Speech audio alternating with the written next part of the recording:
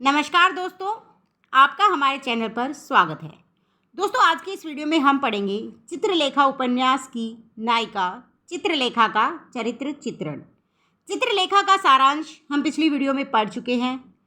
इस वीडियो को देखने से पहले उस वीडियो को ज़रूर देखिएगा, क्योंकि सारांश पढ़ने के बाद चित्रलेखा के चरित्र के बारे में बहुत सारी चीज़ें आप अपने आप से समझ जाएंगे। चलिए, यदि आपको वह वीडियो देखनी है तो डिस्क्रिप्शन बॉक्स में आपको उनका लिंक दे दिया जाएगा, आप वहां से उसे देख सकते हैं। चलिए शुरू करते हैं चित्रलेखा का चरित्र चित्रण। चित्रलेखा उपन्यास भगवती चरण वर्मा द्वारा लिखा गया उपन्यास है। इस उपन्यास में लेखक ने पाप पुण्य की समस्या का समाधान देने का प्रयास किया है। चित्रलेखा नाम उपन्यास की एक पात्र के नाम पर रखा गया है। चित्रलेखा उपन्यास की प्रमुख पात्र है। चित्रलेखा उपन्यास की प्रधान पात्र है और इसी के नाम पर उपन्यास का नाम रखा गया है। नीचे हम चित्रलेखा के चरित्र की प्रमुख विशेषताएं पढ़ेंगे। चलिए शुरू करते हैं। सबसे पहली विशेषता है प्रधान पात्र।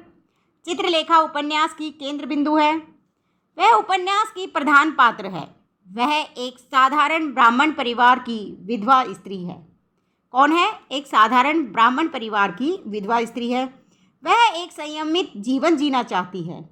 उसे एक युवक कृष्णादित्य से प्रेम हो जाता है। किससे प्रेम हो जाता है? कृष्णादित्य नाम के एक युवक से उसे प्रेम हो जाता है। चित्रलेखा के प्रेम के बारे में सबको पता चल जाता है। कैसे पता चलता है? ऐसे पता चलता है क्योंकि वह गर्भवती हो जाती है।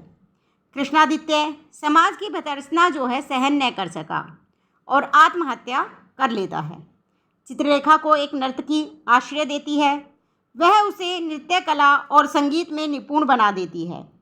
अपने अनुपम सौंदर्य और नृत्य कला में दक्ष होने के कारण पाटलिपुत्र की राज नर्तकी बन जाती है। वह योगी कुमारगिरी की तरफ आकर्षित होती है, परंतु भूल का पता चलने पर वह बीजगुप्त के पास जाकर सब कुछ त्याग कर भिखारिन बनकर संयमित जीवन जीने लगती है। उसकी दूसरी विशेषता है तेजस्वी और विदुषी है। चित्रलेखा तपस्वी एवं विदुषी भी है। इसका परिचय वह चंद्रगुप्त की सभा में अपनी तर्क शक्ति से कुमारगिरी के साथ तर्क वितर्क करके देती है। वह कुमारगिरी को निरुत्तर कर देती है।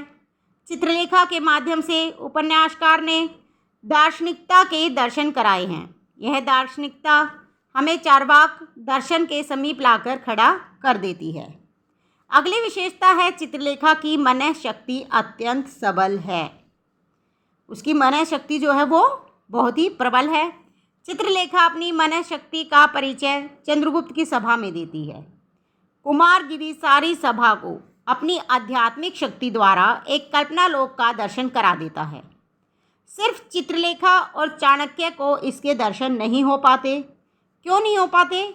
क्योंकि इन दोनों की जो मानसिक शक्ति है वो अत्यंत सबल है और इसी कारण वे कल्पना को साकार रूप में नहीं देख पाते। चाणक्य आध्यात्मिक शक्ति के रहस्य को नहीं समझ पाते और हार मान लेते हैं, किंतु चित्रलेखा उसका रहस्य खोलकर समझा देती है। अगली विशेषता है कि वह प्रेमिका है। पहले वह कृष्णादित्य की प्रेमिका होती है, फिर कुमारगिरी की, नहीं बीजगुप्त के बाद कुमारगिरी की, और अंत में पुनः अपने सच्चे प्रेम को समझकर वह बीजगुप्त के पास वापस आ जाती है। दुर्भाग्य के चलते चित्रलेखा के अनेक प्रेमी हुए। आरंभ में कृष्णादित्य, बीजगुप्त, योगी कुमारगिरी और अंत में पुनः बीजगुप्त के साथ होना नियति ही है।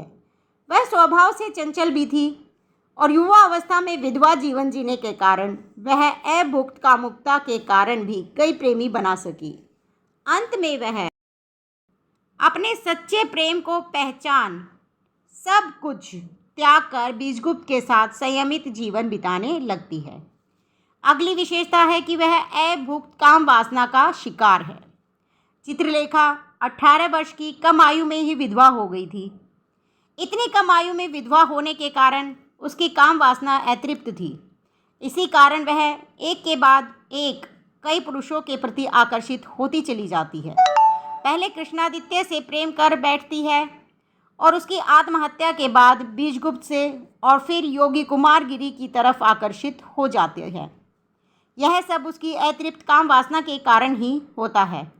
अंत में जब उसे अपनी भूल का एहसास होता है तब वह सब कुछ त्याग कर भिखारिन बनकर संयमित जीवन जीने लगती है।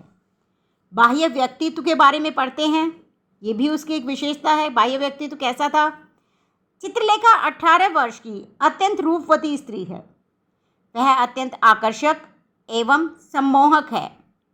इसी कारण बीजगुप्त और कुमारगिरी जैसा योगी भी उस पर मोहित हो बैठते हैं। उसके शारीरिक सौंदर्य में एक मस्ती है और आकर्षण भी है। अगली विशेषता है उच्च कोटि की कलाकार है।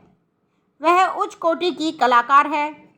वह अपनी कला का अपमान सह्य नहीं है। उसे अपनी कला का जो अपमान है वो सह्य नहीं है।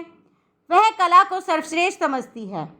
मृत्युंजय के भवन में जब उसका नृत्य कुमारगिरी के आने पर बंद हो जाता है तब वह कह देती है, मेरी दृष्टि में कला का सर्वोच्च स्थान है। जो मनुष्य कला का अपमान करता है वह मनुष्य नहीं है, पशु है। मृत्युंजय को कुमारगिरी का स्वागत करने के लिए नृत्य को बंद करा देना मेरा अपमान नहीं है तो क्या है?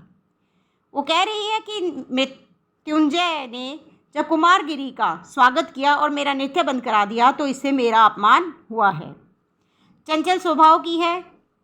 बाह्य रूप से संयमित, स्थिर और गंभीर दिखने वाली चित्रलेखा स्वभाव से चंचल है।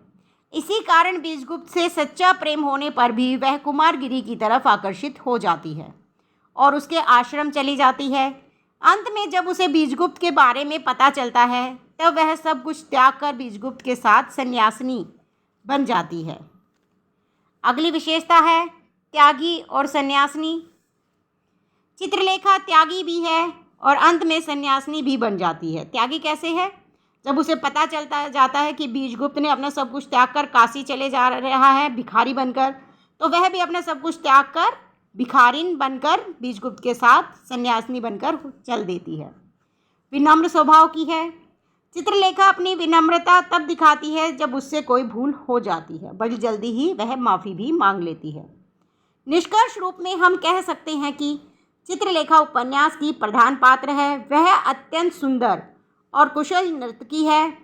नर्तकी का समाज में कोई महत्वपूर्ण स्थान नहीं होता, पर चित्रलेखा का सभी सम्मान करते हैं।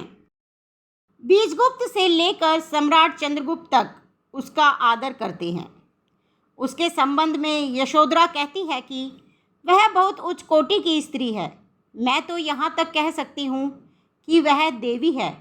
जिस मनुष्य ने चित्रलेखा को जान लिया उसने सौंदर्य जनित कर्तव्यों को जान लिया। वह नर्तकी होने के साथ साथ विदुषी और दार्शनिक भी है। वह अभुक्त काम वासना का शिकार है। स्वभाव से चंचल और विनम्र है।